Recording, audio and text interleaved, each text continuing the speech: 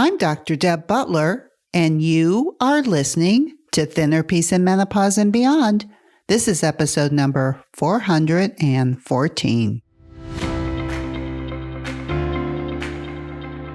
Welcome to Thinner Peace in Menopause and Beyond. This is Dr. Deb Butler, Master Life and Weight Coach, and as always, your coach.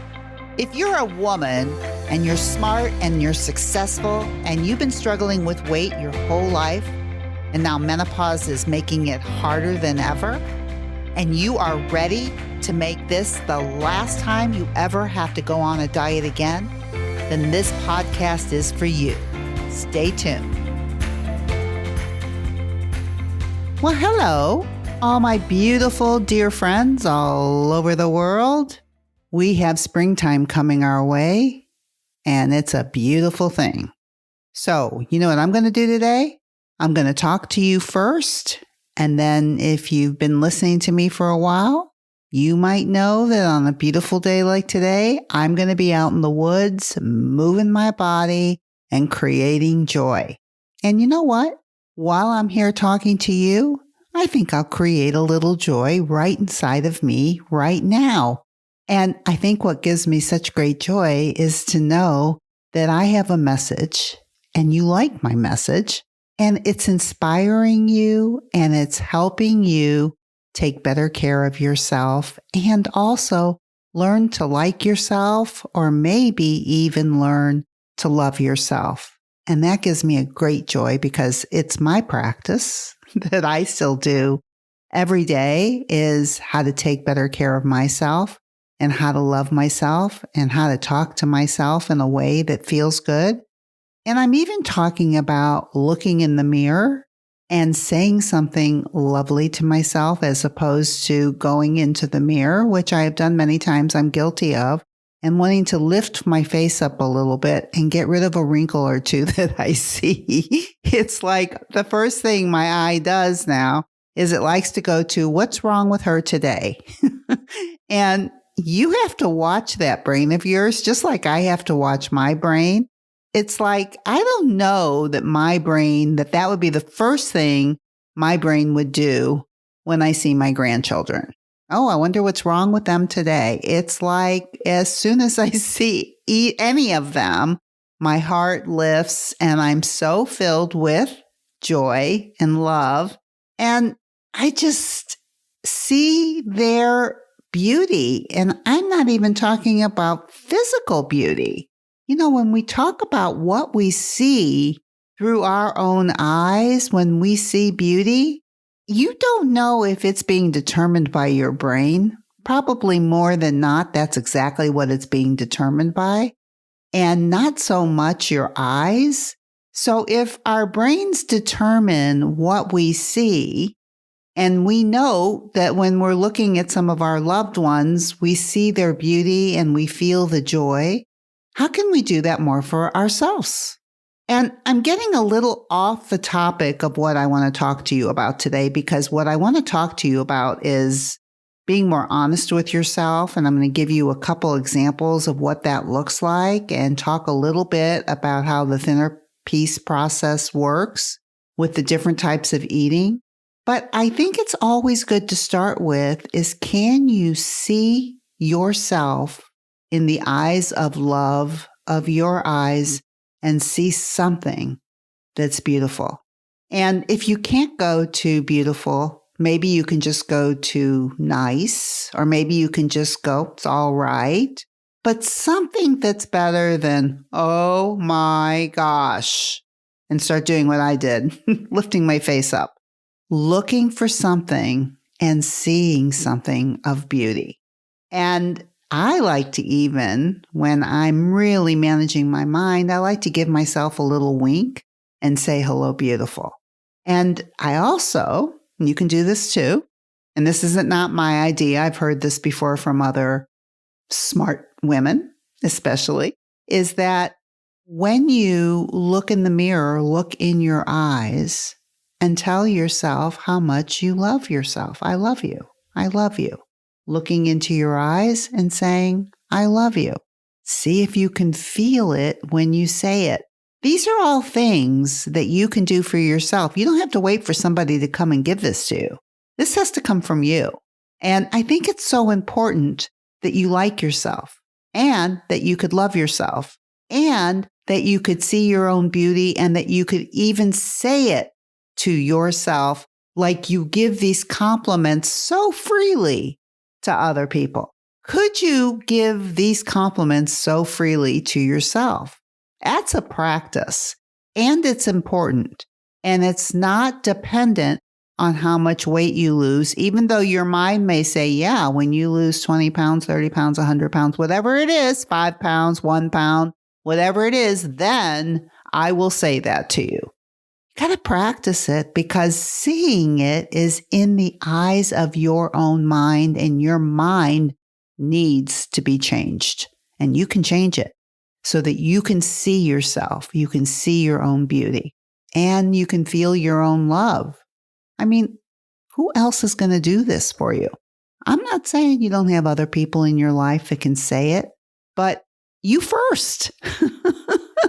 Okay, so with that being said, this is the other topic that I want to talk about. Now that you know that you're going to look in the mirror, wink at yourself, tell yourself, hello, beautiful, tell yourself, I love you.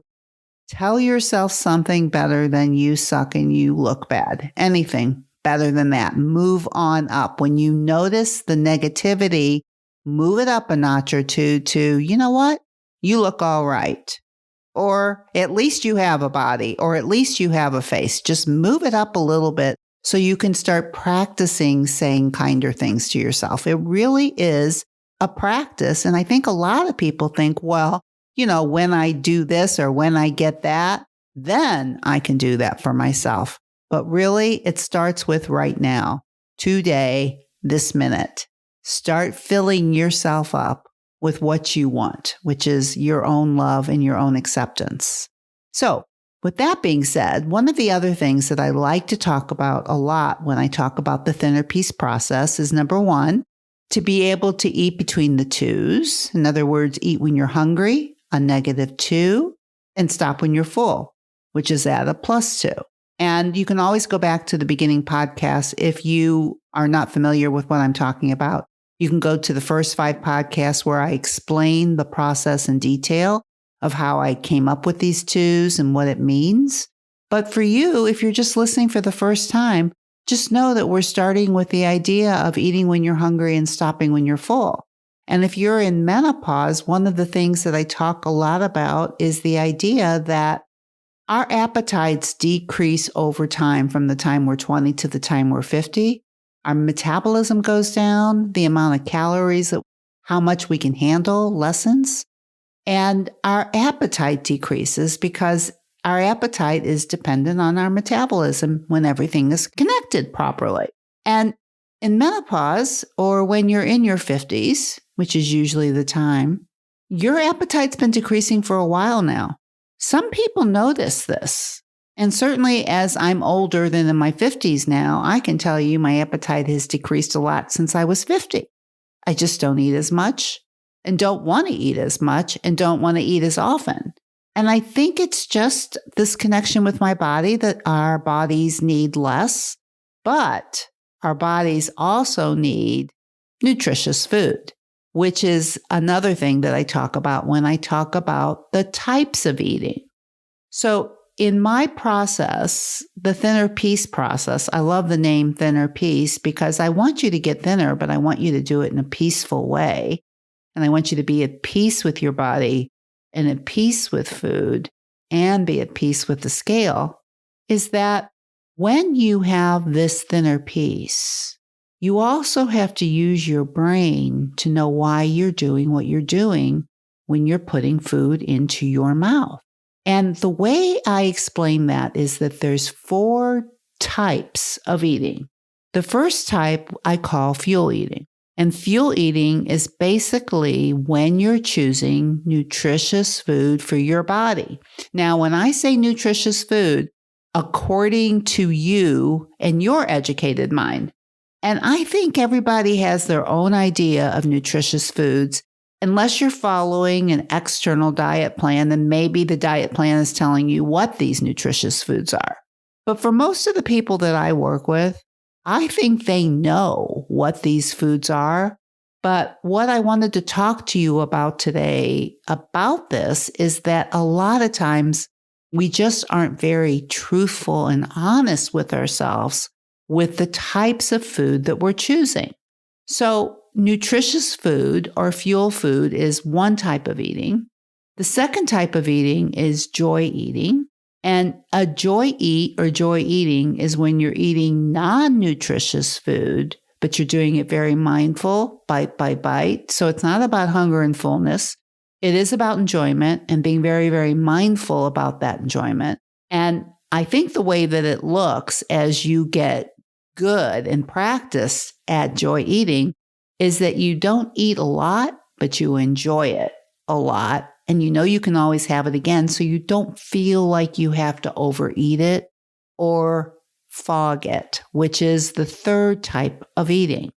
So fog eating is either when you're eating a joy food and it's not mindful and you're just eating a lot of it or you're binging it, but you're not really using the food for enjoyment of the taste. You may be using it for an emotional reason, try to make yourself feel better, which is never a good reason with a non-nutritious food or a joy eat.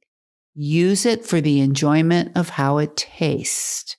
But if you're not doing it that way, then you're fog eating, which is the third type of eating that I talk about.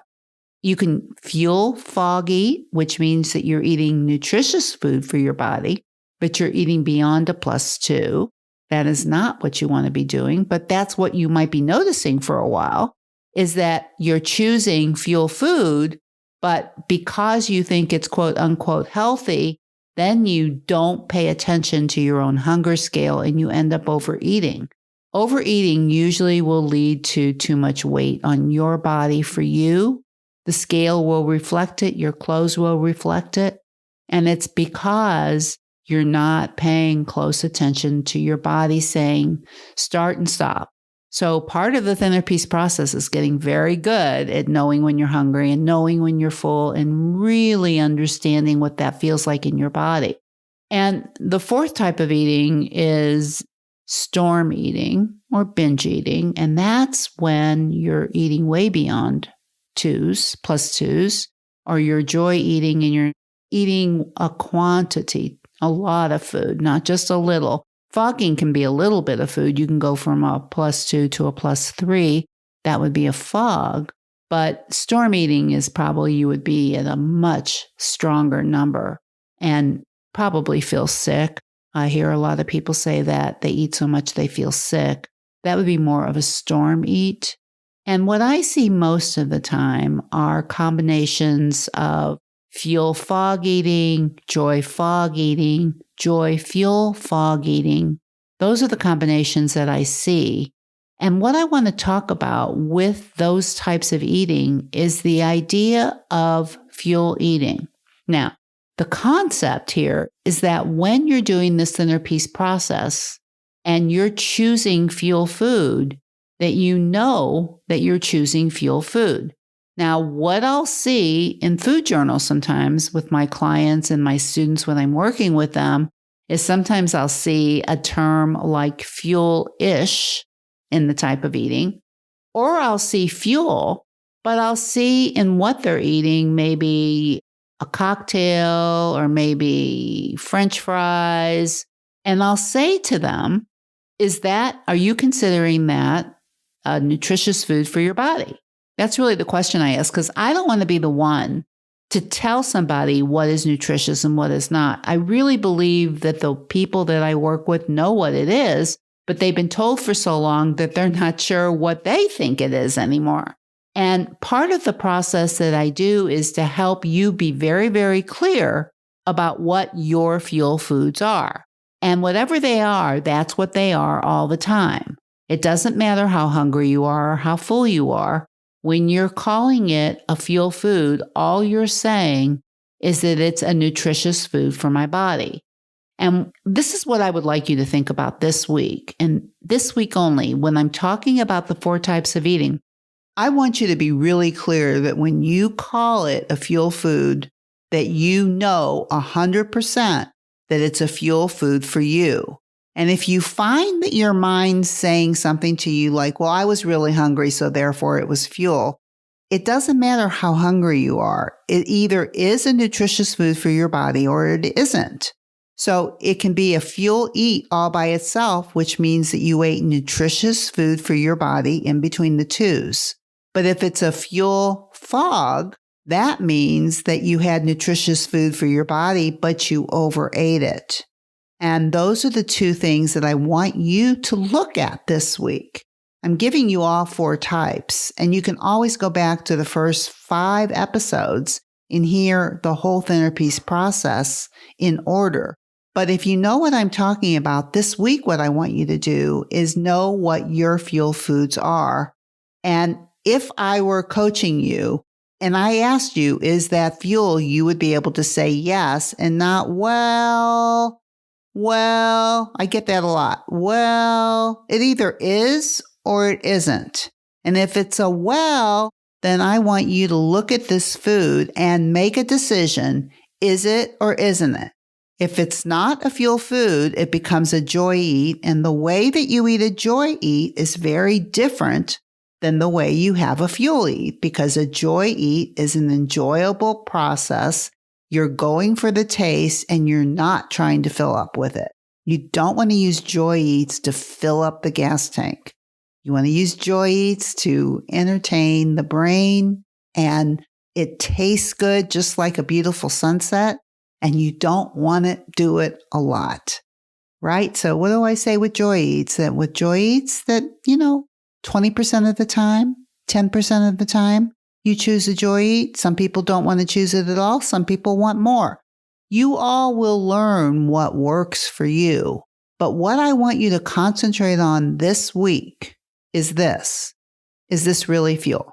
Anytime you write down fuel, and I recommend to you that you do this, that you can get my food journals by going to drdebbutler.com/change, CHANGE. And you can get these food journals. And I always tell you that if you're going to start food journaling, start very, very simply with eating between the twos. And now knowing when you're eating fuel and when you're not. That you can say, for some people, bread is fuel. For some people, it is not. Everybody has their thing about what foods work for their bodies, what are nutritious foods for their body. And if you do enough research and read enough books, you're going to see that a lot of people don't always agree on any of these foods. So you're the one that has to know. And I think I've worked with so many people that have been so dependent on diets that they think the diet knows, and they aren't depending on themselves to know. So when I start working with them, I can see that they're not clear on what they're choosing for themselves.